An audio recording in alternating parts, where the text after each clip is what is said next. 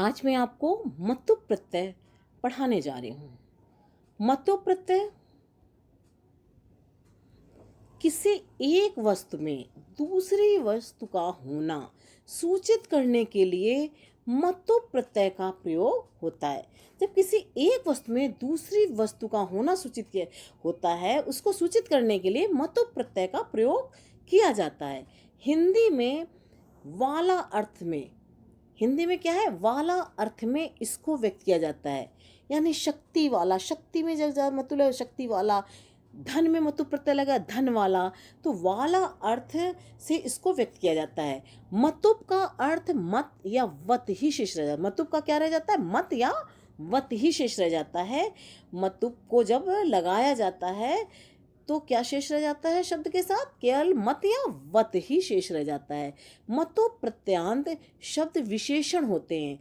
इसके प्रत्यय वाले शब्द क्या होते हैं, विशेषण होते हैं। वो किसी की विशेषता बताते हैं। जैसे धन वाला, वो व्यक्ति बहुत धन वाला है, वो बहुत बुद्धि वाला है। तो क्या हो गया कि यहाँ पर उस विशेषता हुई ना उस व्यक्ति की, इसलिए विशेषण की तरह इसका प्रयोग हो जाता है।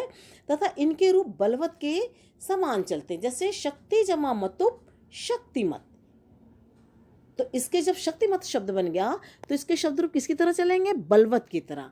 बलवत के शब्द रूप में बलवान, बलवंतो, बलवंता। ऐसे क्या हो गया, शक्तिमान, शक्तिमंतो, शक्तिमंता इत्यादि। ठीक, ऐसे मतलब बहुत सारे शब्द बनेंगे। अब हम आपको मतु प्रत्यय के उदाहरण समझाते हैं।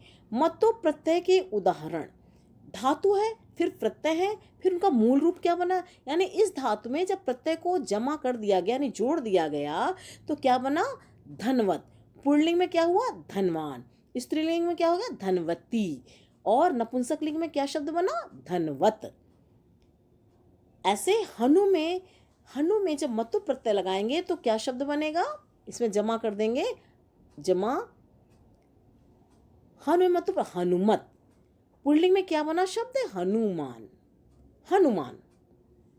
और स्त्रीलिंग में हनुमति, नपुंसकलिंग में हनुमत।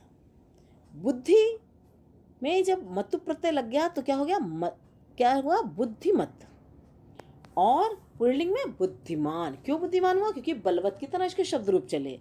बलवान होता है ऐसे बुद्धिमान, बुद्धिमती, बुद्धिमती।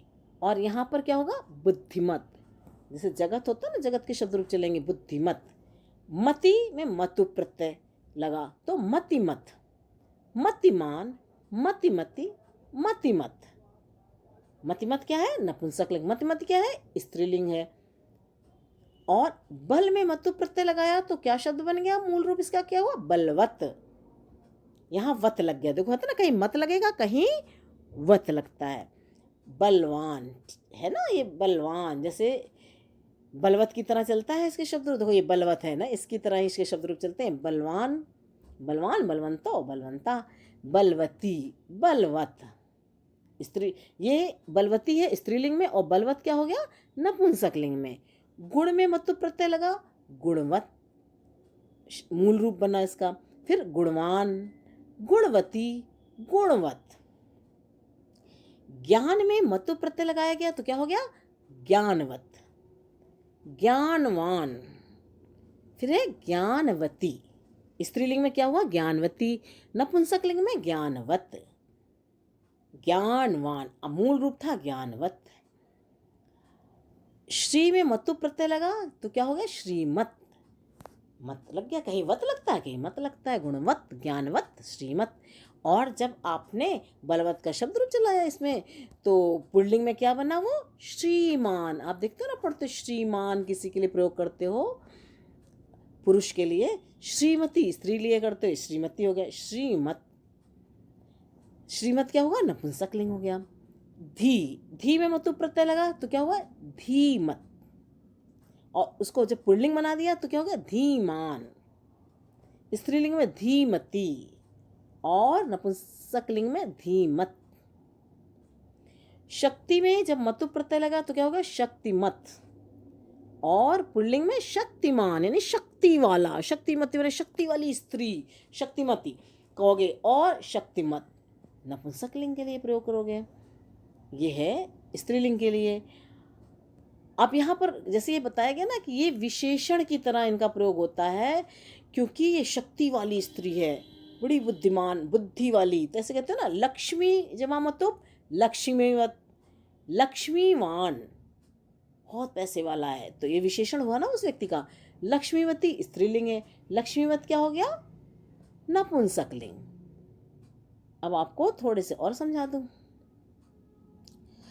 सदाचार में मतुब लगा, सदाचारवत शब्द बना। और पुल्लिंग क्या हुआ, सदाचारवान। स्त्रीलिंग क्या हुआ, सदाचारवती। और नपुंसकलिंग में सदाचारवत। सदाचारवान पुल्लिंग में वो किसी व्यक्ति के लिए, पुरुष के लिए तो कहोगे बड़ा सदाचारवान है, स्त्री लिए बड़ी सदाचारवती है, ये नपुंसकलिंग में सदाचारवत है। विद्या जमा मतुब में क्या हुआ, विद्यावत, ये शब्द बना, मूल रूप क्या बना, विद्यावत। और पुल्लिंग में विद्यावान, स्त्रीलिंग में विद्यावती, और नपुंसकलिंग में विद्यावत। शिखा जमा मतुब में क्या होगा, शिखावत। ठीक है, कहीं मत लगता कहीं वत लगता है। शिखावान, शिखावती स्त्रीलिंग, शिखावत क्या हो गया, नपुंसकलिंग। रूप में मतुब प्रत्यय लगा, रूपवत, रूपवान मतलब बहुत सुंदर, रूप का मतलब सौंदर्य वाला। और रूपवती कहते ना, बड़ी लड़की, वो स्त्री बड़ी रूपवती थी, तो ये स्त्रीलिंग बना, रूपवत। आपने देखा कि किस तरह से पुल्लिंग लगाने से शब्द कैसे बनते हैं, स्त्रीलिंग का कैसे शब्द बनता है, और नपुंसकलिंग का। आपने देखा, धनवत था मूल रूप, धनवान थी पुल्लिंग में, धनवती होगी स्त्रीलिंग में, नपुंसकलिंग में।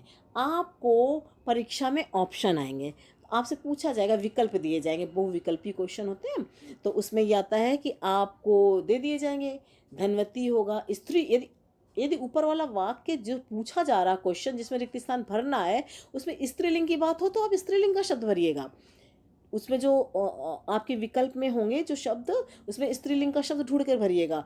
नपुंसकलिंग की बात चल रही है उस वाक्य में, तो आप उसके, नपुंसकलिंग की बात चल रही है, उसके रिक्त स्थान में आप नपुंसकलिंग का शब्द भरेंगे। और जब किसी पुरुष के बारे में कोई बात कही जा रही है, तो आप पुल्लिंग का शब्द वहाँ पर भरेंगे। तो आप इसको अच्छे से पढ़ लीजिए, तो आपको अच्छे समझ में आ जाएगा पुल्लिंग कैसे बनाएंगे, स्त्रीलिंग कैसे बनाएंगे, नपुंसकलिंग कैसे बनाएंगे। और आपको मैंने एक और वीडियो बनाया हुआ मतुप और टाप और त्वा प्रत्यय का, ठीक है, मतुप त्वा और टाप प्रत्यय एक मेरा वीडियो बना हुआ है, उसमें मैंने मतुप प्रत्यय का मूल रूप बहुत विस्तार से